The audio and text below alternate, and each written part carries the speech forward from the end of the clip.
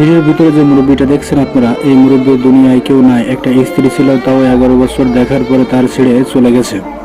সে খুবই অনেক অসুস্থ এবং সে অসুস্থ মানুষ, তাকে নিয়ে আসছে পাড়া প্রতিবেশী যশোর সদর হসপিটালে আসলে চিকিৎসা করার জন্য। দুনিয়ায় কেউ নাই, সেখানে সদর হসপিটাল তো অবশ্যই আছে।